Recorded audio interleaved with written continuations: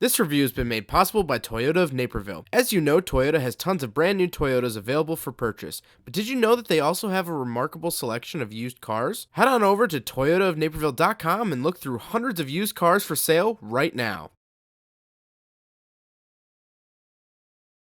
Alright, what's up guys? My name is Zach and today I am driving a 2001 Toyota Camry Solara. Up front is a 2.2 liter inline 4, and down below is a 5-speed manual transmission. If you'd like to read more of my thoughts, head on over to CarMarshal.com/overdrive. But let's get back to that 2.2 liter inline 4. There was a V6 option as well as the inline 4, but that being said, I don't mind the 2.2 liter. It does its job. It's a pretty average engine. It's not really shocking to me, but we will still do an acceleration test on the test track because, you know, of course. All right, so first gear in the Solara.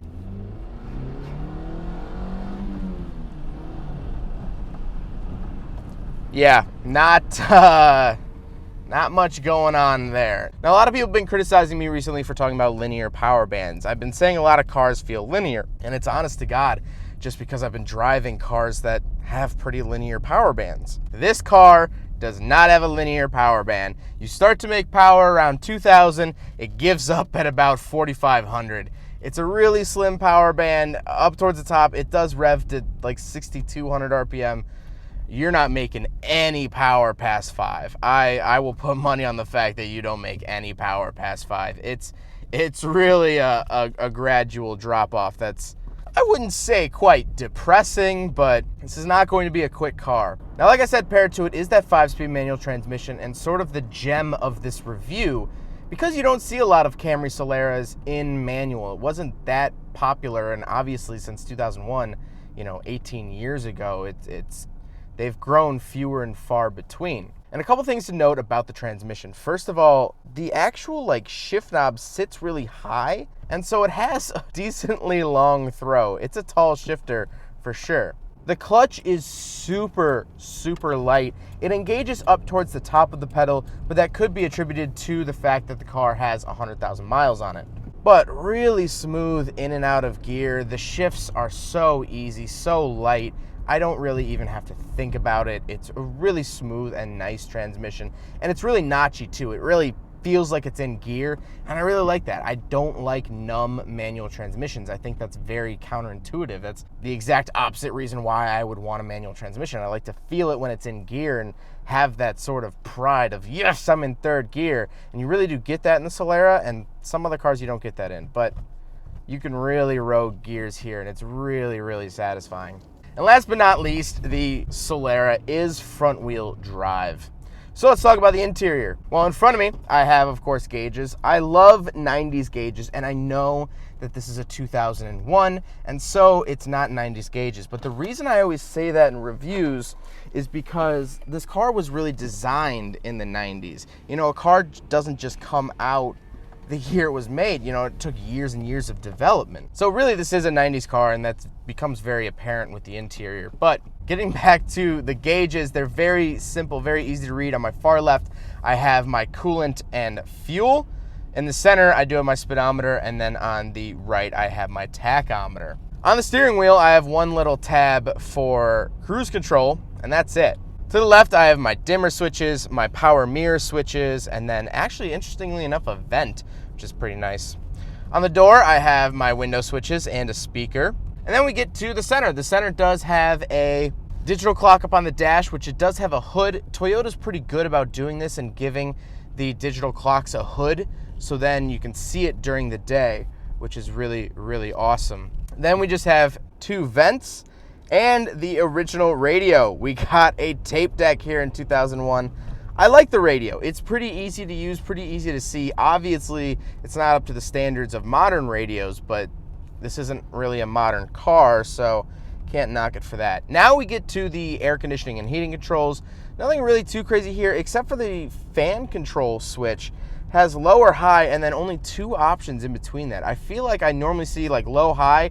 You can kind of adjust it, to any point. There's no set point, but there's 4 knobs. We can turn it all the way up, slightly down, slightly more down, and then low. So kind of interesting there. Then I do have a 12-volt outlet as well as an ashtray, well, a cigarette lighter, honestly. And then we come to the shifter. Like I said, the shifter is really tall, but it's really simple. I like the space around the shifter. I think it looks nice. And overall, this car is really, really well maintained, and I'm a big, big fan of it. Then for the center console, I have two little flip open cup holders and a center console. Now we'll talk about the seats. The seats is where I really, really start to think this really is a 90s car. Very, very 90s with the seats, especially the pattern. It sort of has that funky, almost, you know, Brunswick zone carpeting look to it, which I really, really like. I think it's very period correct. This whole car is obviously stock. It's very period correct, and it's very clean, which we'll talk about with the exterior. But I really think that this is a really good showing of 2001, what Toyota was like in 2001.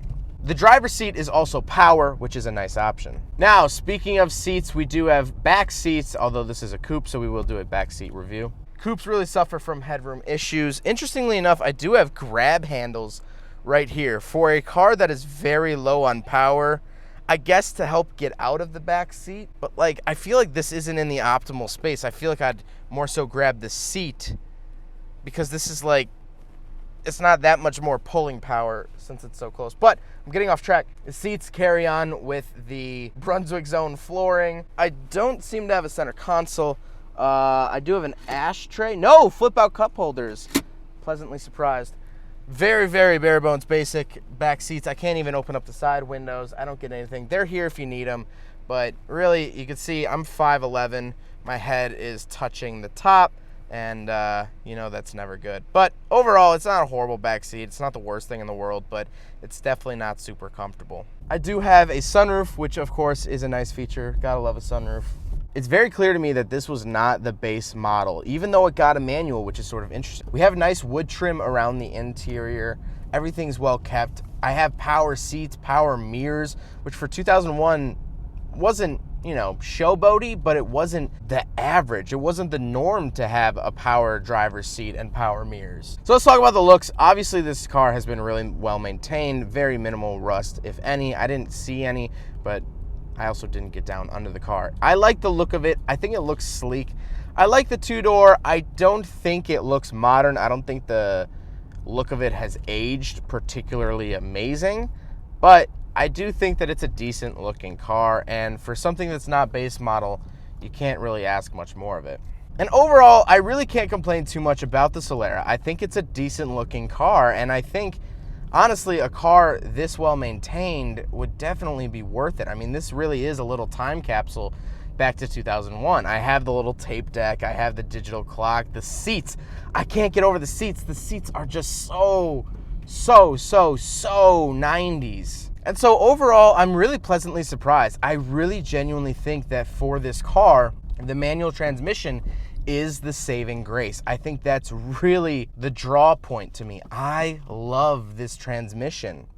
It's so notchy. It feels so good. It's just paired to a dog of an engine. And so if you're looking to buy a Solara, especially one in manual, you definitely won't be disappointed by the driving experience.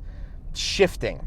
You might be disappointed by the power, but like I said, they offered a larger V6, and so if you can find one, the V6 might be the way to go. It really, really feels like they put hours and hours into meticulously building a nearly perfect transmission that feels great, shifts great, it's easy to drive, a nice and light clutch, nice and easy engaging clutch. It's not cluttered, it's not bumpy. It really feels like they did that, and then they're like, we built this great transmission.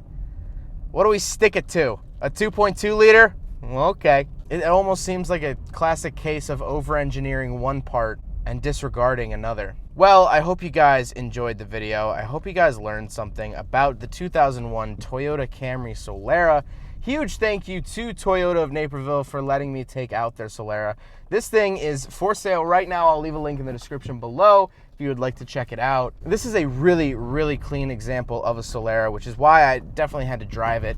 You know, cars like this, sort of forgettable cars, are going to fade away. They're going to fade into the void. So I have to drive them while I can. So huge thank you to Toyota of Naperville for letting me do that. Their information is up on the screen. But I hope you guys enjoyed the video. Don't forget to rate the video, comment on the video, and subscribe if you really liked it. Take care, guys.